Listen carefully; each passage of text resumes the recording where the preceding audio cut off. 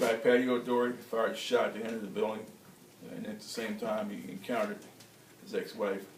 Multiple shots were fired at her, striking her, killing her, and summarily turning the gun on himself. As officers arrived, they found both of them lying in the house. Chronological events, as we understand it, this information came to us on February 18th based on an internal tip that was provided relative to the need for one of our members and attention given to the relationship between the two parties.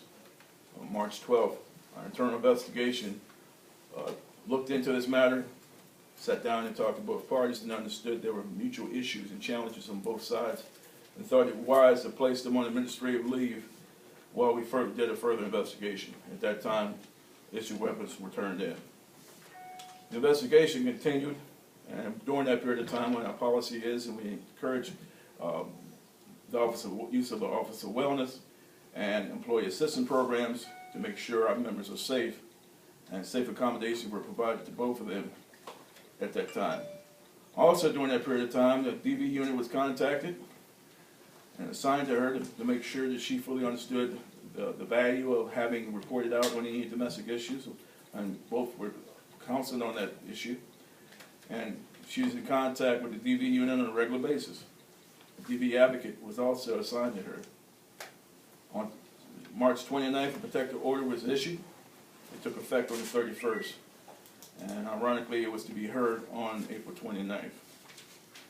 On April 1st, we turned over the preliminary results of our investigation to the prosecutor's office, who we stayed in constant contact with during this whole process, and it was under constant review. The services that were provided to the officers based on our wellness, we've expanded on the wellness program here in IMPD. And to the point where we encourage it, even in disciplinary matters, we're looking at the physical and spiritual and psychological well-being of our members. So we encourage use of it, and this is no different. Making sure that they're made safe and their workplace and home is all our paramount responsibility. One of the things we did note last night that Sergeant arrived at the scene in a vehicle that was not of his own. And we have to recognize the fact that there are times when we, as an agency, do due diligence in making sure our people are safe. But if someone is determined to carry out a crime, a particular violent crime, we have to be clear about that in our society that these things happen. We had a similar incident happen. Murder-suicide last night is a good example of that. There are things that we're going to continue to talk about. There are going to be other questions, and you're going to hear a multitude of things, and we're going to challenge those things that you know are not true, but we're going to honestly answer those questions that you have that may cause you some concern. We'll gladly do that. So at this time, are there any questions that you may have lingering relative to what I just shared? Chief, what did you mean when you say we provide both of them with a safe environment? What we'll do is, Russ, is looking at the fact that we looked at the allegations on both sides. There were issues that we know for a fact that were challenging for us as an agency or any place, workplace where people have back and forth issues. Oftentimes they're, in domestic situations, there are honeymoon periods where they come back together, they break up, and now allegations on both sides of the equation.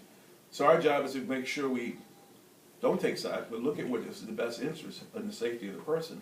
In this case, relieving him of the weapons and making sure there was a place for him to go was identified, and a safe place was identified for her to go, and she was staying at that place. So you mean physical places that were other than her primary place of residence? Absolutely, and making sure if in fact you choose to do that, what we have to be clear about is making you understand the options that you have, but exercising a side of caution is what we ask you to do and encourage you to do, and making those places safe is what we try to do. Do you know if she was actually staying at the house against the advice of you guys at the we were given information that she was staying at a safe place with someone and away from the house, and made a determination to return back to the house against our better judgment.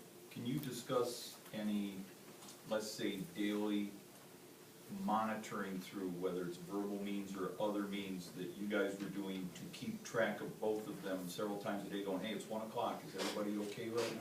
There were daily check-ins with her and making sure that she was safe and understand we had the best interest at heart.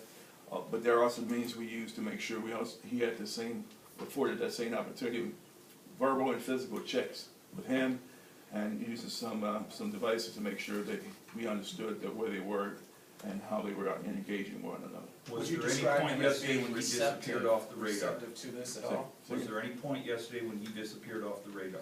There were some points that I think we would recognize that in use of another vehicle that was not his own is indicative of that. And I think that to your question, I think there are times when people make a decision beyond our recommendation, and we have to be prepared to take the necessary action when they do that. And we're prepared to do that. Chief, was the department aware of any threats prior to the shooting? Threats, there were innuendos on both parties.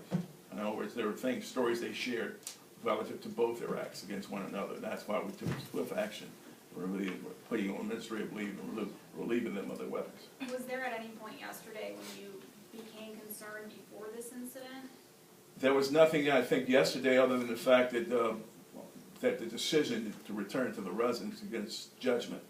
And sometimes that's a decision, unfortunately, people make. Last question, If Chief. there was a decision to actually do surveillance on this particular officer, if it rose to that level, why wasn't there charges or something like that that would go if he was harassing or intimidating or whatever might have been there? Let me go back to my statement about the fact that we had taken steps on the first to provide information to the prosecutor's office. And the prosecutor was working due diligently with us to make sure we were in the law and making sure we could do exactly what you're saying, son. We did that. We are recognizing that in our society that this is tough for folk to understand. This issue of murder, suicide is something we all have to deal with. It's tough when it's one of our own, trust me.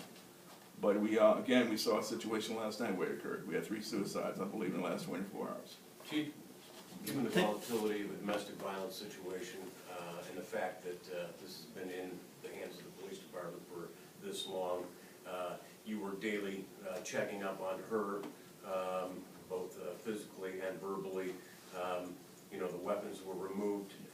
Why wasn't Officer Anders maybe perhaps immediately detained for his own protection and that of Officer Carmack, and then also why weren't his personal weapons removed from the residence? Well, the residence, we understood the weapons were removed from the residence. I think the question is, and it's something we're talking about now in terms of this whole mental health piece, that we have laws and procedures in which, with our officers and our internal investigations, and SIU and DV did an excellent job in trying to make sure we had the information necessary to do an immediate detention, if we could, legally. Again, it goes back to the law and our ability. We made sure every effort was made, all the information was shared with employee assistance, with wellness, to make sure he was seeing a psychiatrist, an EAP. Their job in assisting us is also making a determination if he, in fact, is a danger to himself and to others. And we rely on those recommendations because we legally have to take that forward. And they did do that in terms of reaching out to the prosecutor early on to make sure they stayed connected to this process, and they've done due diligence on their part to try to bring this to justice. Lastly, Chief, can you just speak to what you're doing with the officers who